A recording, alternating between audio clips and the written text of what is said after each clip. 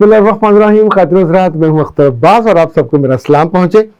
शादी एक ऐसा मौका है जो बहुत से दिलों को तो खुशी से भर देता है, कुछ को खुशी से जोड़ देता है, पर कुछ को तोड़ भी देता है, हिला के रख देता है।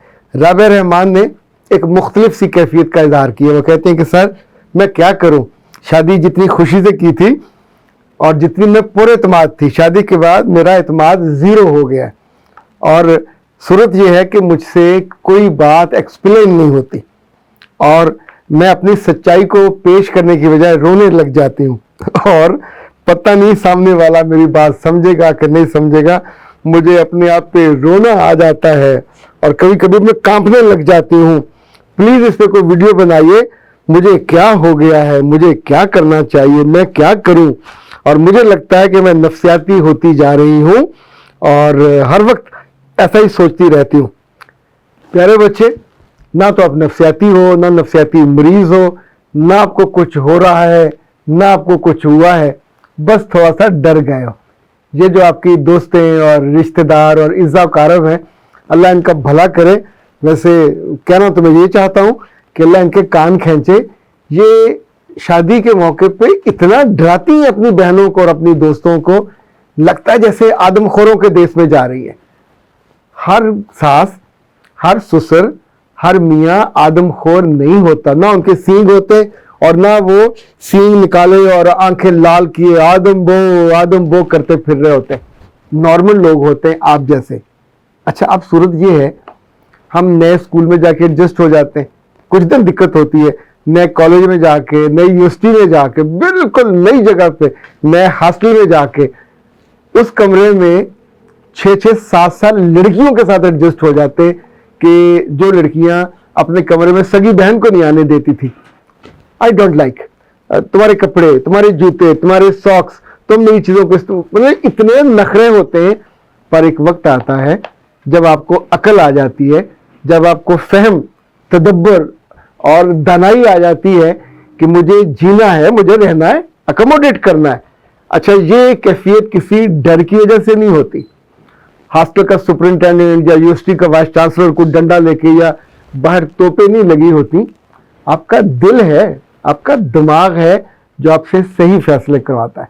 जिंदगी में डर के साथ कभी सही फैसला नहीं किया जा सकता, खौफ के साथ कभी दुरुस्त फैसला नहीं किया जा सकता, कभी किसी के असर में जेरे असर आकर भी दुरुस्त फैसला नहीं किया जा सकता। अब ये सोचो कि जिस घर आप गए हो वो घर आपका है, वहाँ उम्र भर आपने रहना है और जीना है। लाइक आपसे जो भी पूछना चाहता है कोई बात, तो आप उसकी आंखों में देखिए, मुस्कुराइए, डरिए मत, आपको खा नहीं जाएगा। वैसे भी इंसान और दुल्हन का गोश्त जो है वो हलाल नहीं होता, उसे खाया नहीं जा सकता, पकाया भी नहीं जा सकता। आदमखोरों के यहाँ हो सकता है और आम लोगों के यहाँ नहीं होता। तो अब आप मियाँ के साथ बात करते हुए, जैसे हम इंटरव्यू पे बच्चे जो जाते हैं ना, CSS का या PCS का या कोई और, तो समटाइम मुझे कहते हैं सर बहुत वहाँ कांपने को दिल करता है। तो मैंने कहता हूँ, को पेंसिल हाथ में ले जाया करो, उसे जोर से पकड़ लिया। आप टेबल पे कोनियाँ नहीं रख सकते और उसको थाम सकते हैं, अपने कुर्सी के बाजुओं को पकड़ सकते हैं। समटाइम आपको थोड़ी सपोर्ट मिल जाती है। तो जिस जगह खड़े हो वहाँ दरवाजे के साथ टेक लगा लीजिए। ओके, दूसरा आप थोड़ा अदा मारिए, जैसे करना पोज मारिए, अगर बैठे हैं ऐसे कर लीजिए।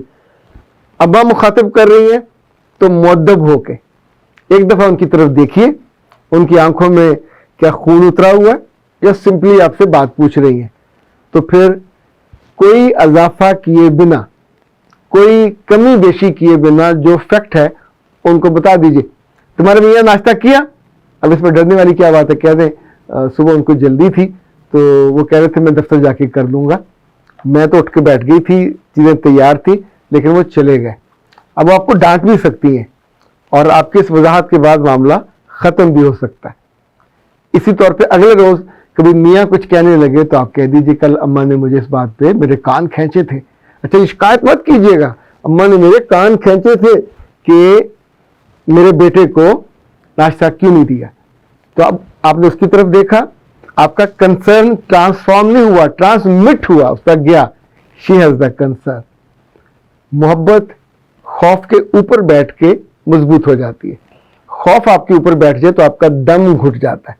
جتنی لڑکیاں اور لڑکے زندگی میں نوکری جانے, رشتہ جانے, دولت چھن جانے, مقام اور مرتبہ کھو جانے یا کسی بھی کھو جانے کے احساس میں, غم میں کوئی فیصلہ کرتے ہیں, ہمیشہ غلط فیصلہ ہوتا ہے.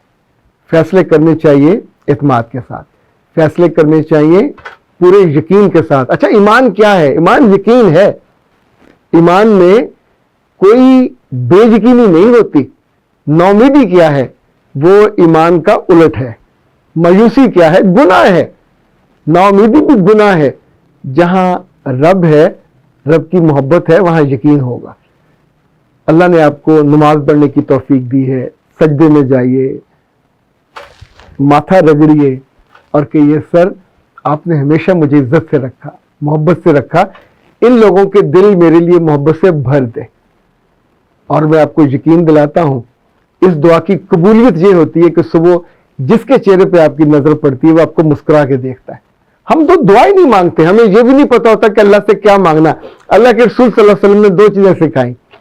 اے اللہ, یہ دعا ہے, اے اللہ نعمتوں کی سرفرازی کے بعد برقراری رکھنا, یعنی نعمت کو دی ہو محبت کی, پیار کی, دولت کی, تو اسے واپس نہ لے لینا. دوسرا, ہمیشہ مانگا کریں کہ اللہ دوسروں کے دل میں میری وقت ڈال دے, میری قدر ڈال دے. یہ دعا مانگتے ہوئے کیا کندھوں پہ یا زبان پہ کوئی ایک ایک من کا بوجھ آئے گا؟ احساس, اونرشپ, اچھا مستقبل, اور جن رشتوں سے آپ ڈر رہے ہو, ادروائز میرے بچے ابھی تو نہیں ہو, لیکن ڈر ڈر کے نفسیاتی مریض بننا. سم ٹائم ڈر آپ کے دل میں بیٹھ جاتا ہے تو ہم کسی کتے سے, کسی سانپ سے, کسی بلے سے, کسی کالی بلی سے, کسی چھپکلی سے, رات کے اندھیرے سے ڈر ڈر کے ہماری زندگی خراب ہو جاتی ہے. ہم نارمل زندگی بسر کرنے کے قابل نہیں رہتے. میاں کو دیکھ کے اگر آپ ڈرو گے تو اس کو چھو گے کیسے, اس کے پاس بیٹھو گے کیسے, اس کے ساتھ دیکھ کر خوشی کے اور پلیزنٹ مومنٹس کیسے ڈیزائن کرو گے اور کیسے گزارو گے. سو اپنی زندگی کا تماشا اپنے ہاتھوں مت بنائیے.